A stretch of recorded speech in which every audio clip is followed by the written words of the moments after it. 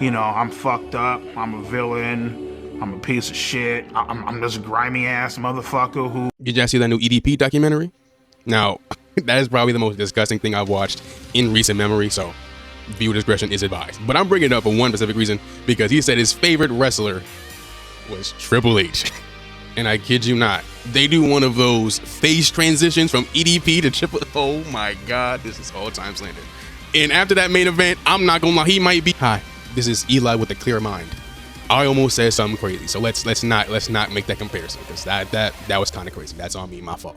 But let's get into this Raw review. Solo opened the show, as entertaining as always, right? Jake comes out, he's like, yo, fall in line, da-da-da-da-da. He's like, yo, me, fall in line?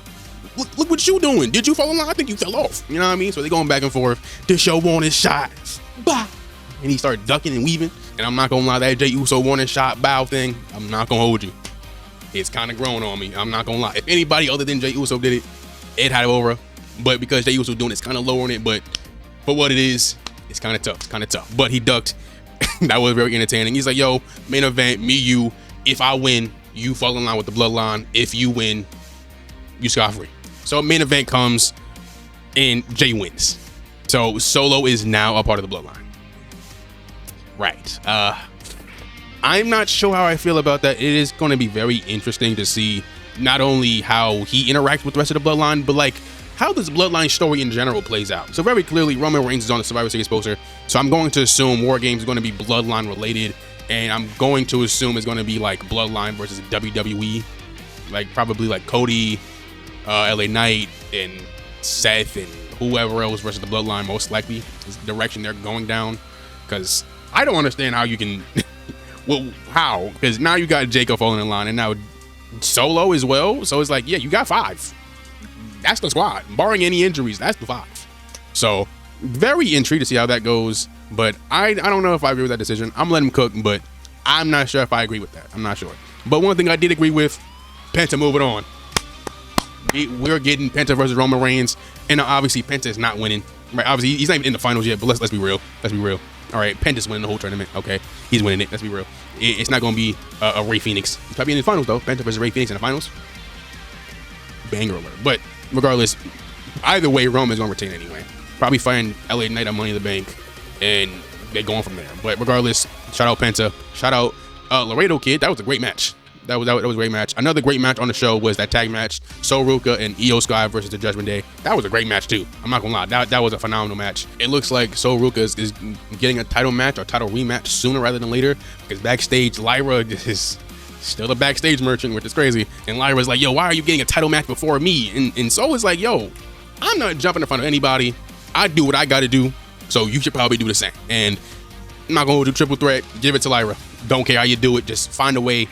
Give her something, give her a championship, put her in the main event scene. That's kind of stacked. We get to that in a minute. But regardless, she needs it. She needs to be on the show, because I don't think she's appeared in the ring since Saturday night's main event. And 2 of them were just like a backstage segment, and 2 of them were like commercial break segment, which is crazy. But regardless, shout out Lyra. She needs something going on with her. But speaking of the main event scene, let's talk about it. Liv, Stephanie Vaquer, Becky Lynch.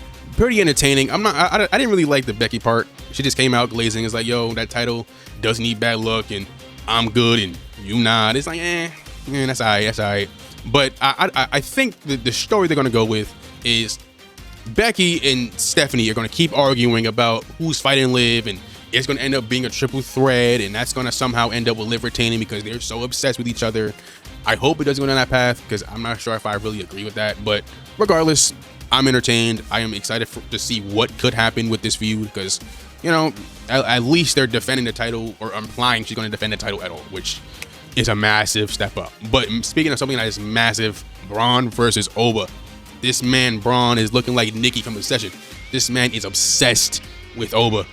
He's like, yo, Paul, wise man, big bro, Brody, family, do you think Oba is the face of WWE? Do you think he's the future? And Paul is like, I think you got a problem, bro. It's a yes or no question, man. Do you think he's the future or not? Please, WWE, do not fumble this. This is a layup. Just let him cook. You don't need to do anything crazy. No convoluted storylines. No, oh, you accidentally hit me with the title belt. You did it on purpose. No, we don't need that. Just let them be the two monsters that they are and let them cook. You don't need nothing crazy. Keep it simple. Let them cook. Let them cook. Speaking of let them cook, Dom might be cooked.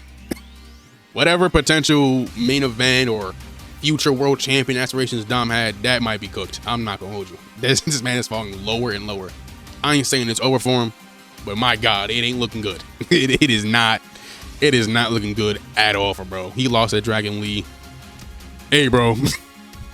It was fun while it lasted. At least you had John Cena's last PLE and Raw match. That's something. At least that's probably gonna be the highlight of your career. So take it for what it is. But that was Raw. It was a pretty good episode. I'm not gonna lie. WWE is doing good work. I'm gonna say it's great. It still has its problems, as I described in the last couple of shows. But regardless, I will give credit where credit is due. The shows have been pretty solid. But those are my thoughts. Let me know yours in the comments. When you get down there, like and subscribe, hit that notification bell for more wrestling videos. This is Eli signing out. Do not watch the EDP documentary, bro. Do not do it. Do not do it.